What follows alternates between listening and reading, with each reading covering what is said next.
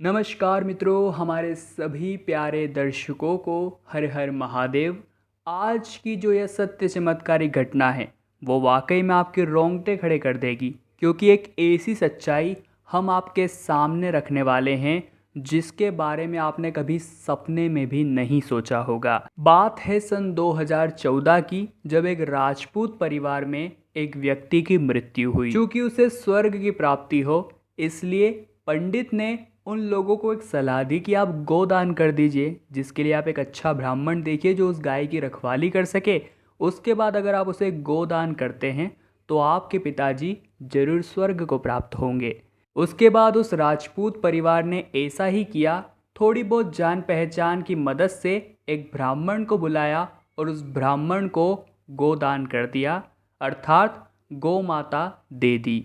परंतु उस राजपूत परिवार ने एक बहुत बड़ी गलती करी थी कि उन्होंने उस ब्राह्मण की पूरी प्रोफाइल नहीं निकाली थी कि क्या वो उस गाय को रख सकता है, वो 2 वक्त का खाना उसे दे सकता है, क्या उसके पास रहने की जगह है, या फिर उस गाय को वो सही ढंग से रखेगा।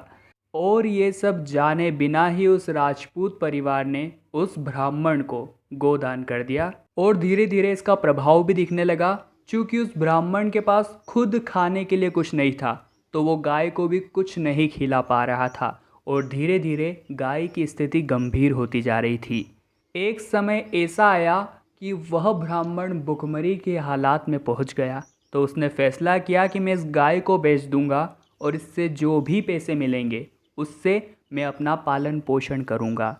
फिर उसने एक दूसरी व्यक्ति को उस गाय को बेच दिया। ऐसे ही उस व्यक्ति ने उस गाय को कसाई को बेच दिया। अब यहाँ पर गलती पे गलती हो रही थी। जी हाँ मित्रों, बता दें कि आपके परिवार में भी कभी न कभी मृत्यु हुई होगी, क्योंकि मृत्यु अटल है। ऐसे में आप क्या गलती कर सकते हैं, इसकी पूरी जानकारी वीडियो के अंत में मिलेगी। अभी वीडियो की स्टोरी के साथ बने रहिए। अब दोस्तों, जब वो गाय कसाई के पास पहुंची तो कसाई का केवल एक ही काम होता है, गाय को काटना, या उसके पास जो भी जानवर आते हैं कसाई का केवल एक ही काम होता है, उसको काटना और उसका मांस बेचना। परंतु जब वो व्यक्ति कसाई को वो गाय सौंप रहा था, तब वीर नाम के एक महादेव भक्त ने ये सब कुछ देख लिया था।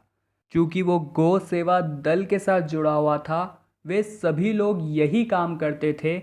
जहाँ पर भी गाय पर अन्याय होता वो उसके खिलाफ आवाज़ उठाते और गाय की पूर्ण रूप से सेवा किया करते थे। तो जब वीर ने ये सब देखा तो वो समझ गया था कि कसाई अब इस गाय को काटेगा। तो उसी समय उसने अपने सभी साथियों को एकत्रित किया और उस कसाई के कसाई खाने पर आक्रमण करके उस गाय के साथ वहाँ स्थित 12 और गायों को उन सेवा दलों ने आज़ाद करवाया। और ये वाकई में बहुत पुण्य का काम था, क्योंकि गाय के अंदर तो संपूर्ण 36 करोड़ देवी देवता निवास करते हैं।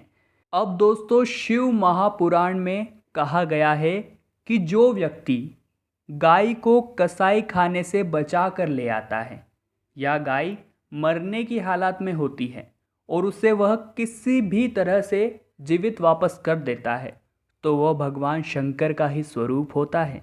चाहे फिर वो आप ही क्यों नहीं हो।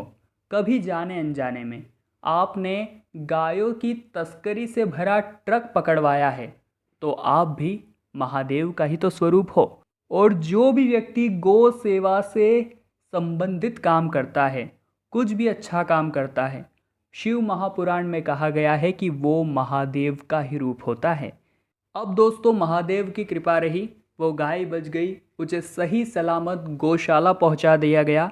परंतु गलती कहाँ कहाँ हुई, इस बारे में अब हम बात करेंगे। इंसान कितनी गलतियाँ करता है और उसका पाप उसे कितना लगता है, इस बारे में जरा ध्यान से सुनिएगा। राजपूत परिवार को पंडित ने कहा था कोई ऐसा ही ब्राह्मण ढूंढना जो उस गाय की देखभाल कर सके, उसे खाना खिला सके और रहने की अच्छी उसके पास जगह हो। परंतु राजपूत परिवार ने इस बात पर इतना ध्यान नहीं दिया और एक ऐसे ब्राह्मण को गोदान कर दिया जिसके पास न रहने की जगह थी न खाने की जगह थी। जिसके कारण राजपूत परिवार द्वारा किया गया वो गोदान किसी प्रकार का कोई पुण्य देने वाला रहा ही नहीं, बल्कि घोर पाप, बहुत ही घोर पाप राजपूत परिवार को लगा, क्योंकि उस गाय की दशा केवल और केवल उन्हीं के कारण ऐसी हुई थी।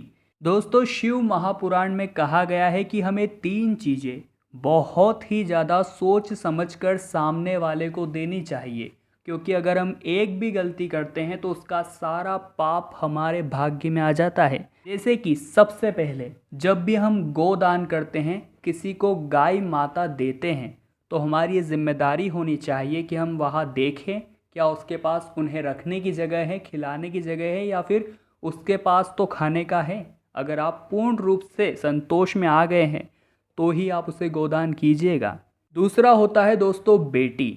जब भी आप किसी परिवार में अपनी बेटी देते हैं तो ये भी आपका बहुत बड़ा दायित्व हो जाता है कि आपको उस परिवार की अच्छी तरह से छानबीन निकाल लेनी है, क्योंकि वहाँ पर अगर आपकी बेटी के ऊपर अत्याचार होते हैं तो उसका घोर पाप आपके सिर पर, माता पिता पर ही आने वाला है। तीसरा है दोस्तों धन। अगर आप बिना सोचे समझे किसी भी भिखारी को धन देते हैं, ज़रूरतमंद को धन देते हैं, और वो उस धन का उपयोग मदिरा पान किसी भी गलत तरीके से करता है, तो उसका भी सारा पाप आप ही को लगता है।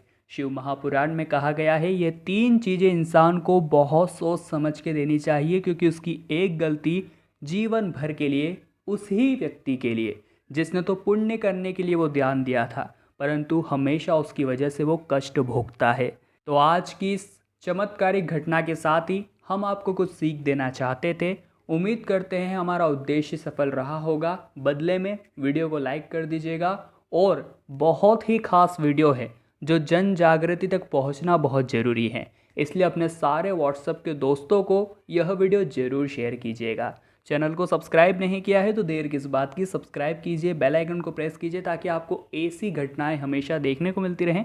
अभी के लिए आप सभी को बहुत बहुत धन्यवाद।